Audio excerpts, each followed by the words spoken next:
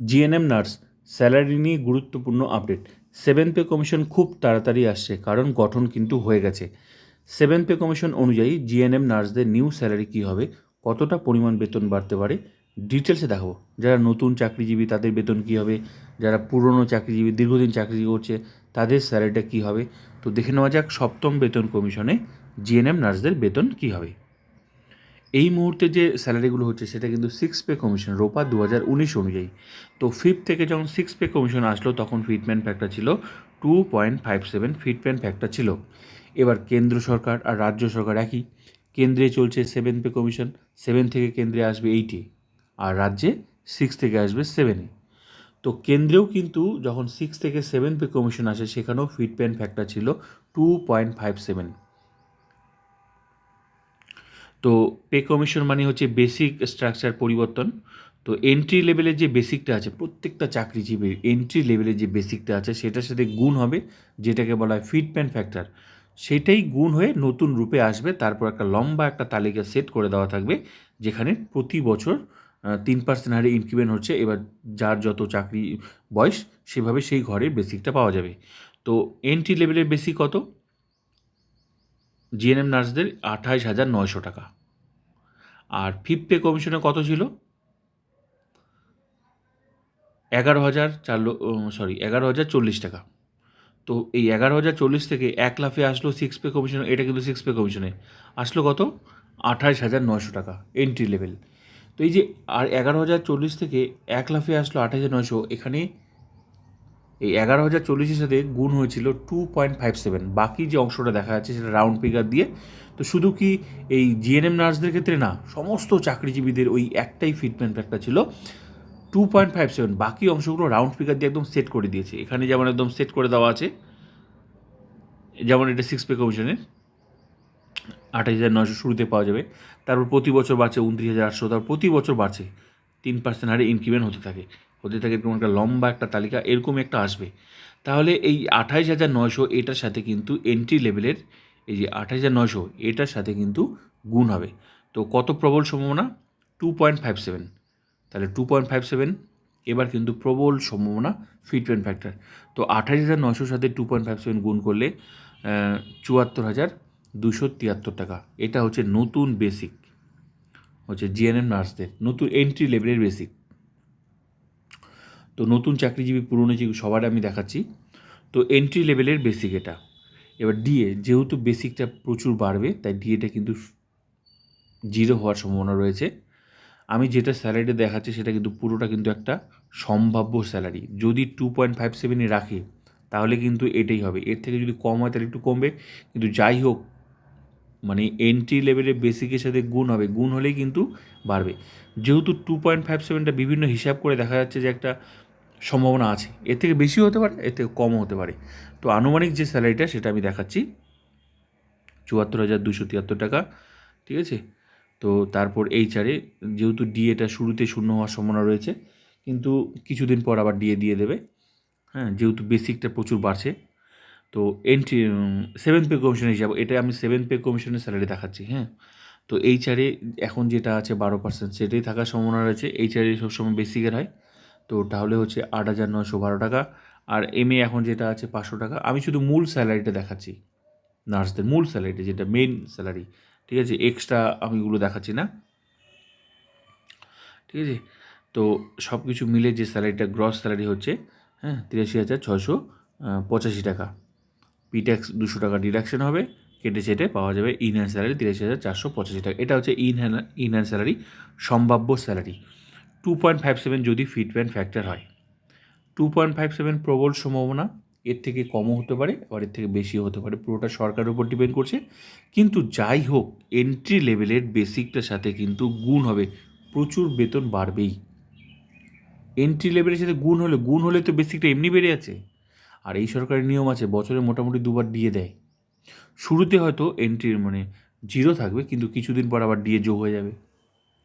তো যাই হোক, 2.57 হলে সেটা কিন্তু প্রবল সম্ভাবনা রয়েছে এই স্যালারিটা। এটা হচ্ছে নতুন চাকরিজীবীদের স্যালারি। তো নতুন চাকরিজীবীদের যদি স্যালারি যদি এটা হয় তাহলে পুরনো চাকরিজীবীর স্যালারি তো অবশ্যই বেশি হবে। এবার আমি দেখাচ্ছি কীভাবে দাঁড়াবে। তাহলে এন্ট্রি লেভেলে তখন সেভেন্থ পে কমিশন যারা নতুন চাকরিজীবী তাদের শুরুতেই বেসিক পাবে এটা। এবার বাকি যে অংশগুলো থাকবে সেটা তো সবাই পাবে। যেমন শুরুতে হয়তো ডিএ পাওয়া যাবে না, কিন্তু কিছুদিন পর তো ডিএ যোগ হয়ে যাবে, ডিএ, এইচআর, এমএ এগুলো তো সবাই পাবে। তাহলে এন্ট্রি লেভেলে যদি এটা হয় তো নিশ্চয়ই প্রতি বছর আবার এটা বাড়বে 3% হারে। তো পুরনো চাকরিজীবীতে তো স্যালারিটা বাড়বে। তো কীভাবে বাড়বে সেটা আমি দেখাচ্ছি। তো 74,000 সামথিং 273। তো এখানে এই যে যেমন এইটা 6 পে কমিশনে, তো 6 পে কমিশনের বেসিকটা তখন ওল্ড এন্ট্রিতে চলে যাবে। যেমন 5th পে কমিশনে ছিল 11,040, তারপর 6 পে এইটা তো 6 পে কমিশনে। এবার 6 পে কমিশন যে এন্ট্রি লেভেল বেসিকটা সেটা যখন 7 পে কমিশন আসবে সেটা চলে যাবে ওল্ড এন্ট্রিতে, এই 28,900টা চলে যাবে এখানে, আর নতুন আসবে 74,000 সামথিং যেটা দেখালাম এখানে। তারপর প্রতি বছর 3% হারে ইনক্রিমেন্ট হবে এবং সেট করে দেওয়া একটা বাকি অংশ রাউন্ড ফিগার করে দিয়ে এখানে যেরকম সংখ্যাগুলো দেখা যাচ্ছে এরকম একটা সেট করে দেবে, একটা লম্বা একটা তালিকা একটা সেট করে দেবে। এবার বিষয় হলো যার যত পুরনো চাকরি, যার যত চাকরির বয়স, কেউ 5 বছর, কেউ 7 বছর, 8 বছর, সেভাবে কিন্তু সেই ঘরটা পাবে। তো নতুন যে 7th পে কমিশনে 74,000 সামথিং থাকবে, আর এই যে 28,900 6 এটা চলে যাবে ওল্ড এন্ট্রিতে। তো 74,000 সামথিং এখানে থাকবে, তার প্রতি বছর বাড়বে। এবার যার যত বছর চাকরি, তো যদি কারো 6 বছর হয় তাহলে 6 বছরের ঘরটা ধরতে হবে।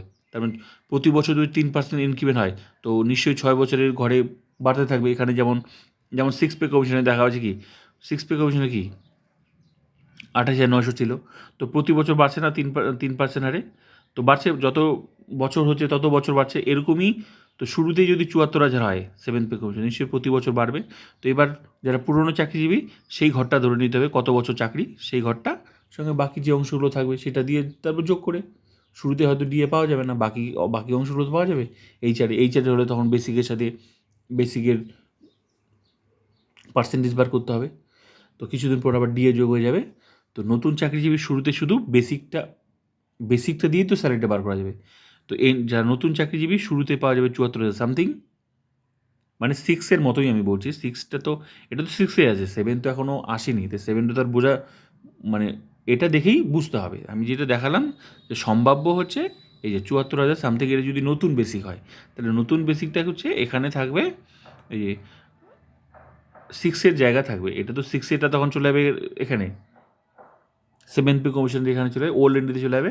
আর 7th আসবে এই যে 74,000 সামথিং এখানে, যদি 2.57 হয় তারপর প্রতি বছর বাড়বে। এবার যার যত বছর চাকরি সেই ঘরটা ধরতে হবে, বাকি অংশগুলো নিয়ে যোগ করে স্যালারি পুরনো চাকরিজীবীদের। আর নতুন চাকরিজীবী হলে শুধু এন্ট্রি লেভেলে বেসিকটা, বাকি যে অংশটা আমি যে স্যালারিটা দেখালাম এটা হচ্ছে নতুন চাকরিজীবীদের স্যালারি যেটা দেখালাম। তো পুরনো চাকরিজীবী হলে বেসিকটা বাড়বে, প্রতি বছর ইনক্রিমেন্ট হবে, এরকম একটা লম্বা একটা তালিকা দেওয়া থাকবে। যেমন এখানে দেওয়া আছে 6 পে কমিশনে, যেমন কারো 1,08,900 বেসিক, এটা কিন্তু 6 পে কমিশনে। তো এদের সেই মোট কথা যার যত বেসিক, এই সময় যখন পে কমিশন আসবে 7th পে কমিশন, তখন কিন্তু তার বেসিকটা আরও বাড়বে। কেন? বেসিকটার সাথে এন্ট্রি লেভেলে বেসিকটার সাথে গুণ হবে। তো যাই গুণ হোক না, 2.57 হোক বা এর থেকে কমই হোক বা এর থেকে বেশি হোক, গুণ হলে সংখ্যাটা এমনি বাড়ছে, প্রচুর বেতন বাড়বে। যেমন এই যে 47,400 ছিল, 1 লাখে কত আসলো? 1,28,900। তারপর প্রতি বছর বাড়ছে 3% হারে। তো এবার যার যত বছর চাকরি সেই ঘরে বেসিকটা পাবে। কেউ নতুন চাকরিজীবী শুরুতে বেসিকটা পাবে। তো 1,28,900 চাকরি শুরুতে বেসিক, এটা 6 পে কমিশনে পাচ্ছে। তো সেই সময় ওদের বেসিক বেশি ছিল, কিন্তু গুণ ছিল 2.57। তো প্রবল সম্ভাবনা 2.57 এরকমই একটা লম্বা একটা তালিকা কিন্তু আসবে 7th পে কমিশনে, যেখানে সেট করে দেওয়া থাকবে। এবার কার কত বছর চাকরি সেইভাবে সেই ঘরটা পাবে। তো যার যত বছর বেশি চাকরি তো তার বেসিক তত বাড়বে, কারণ প্রতি বছর 3% ইনক্রিমেন্ট হতে থাকবে। বুঝতে পারলাম বিষয়টা? তো ভিডিওটা ভালো লাগলে like, comment, subscribe and share. এখন দেখার বিষয় 2.57 ফিটমেন্ট ফ্যাক্টর হয় নাকি এর থেকে বেশি হয় নাকি এর থেকে কম হয়।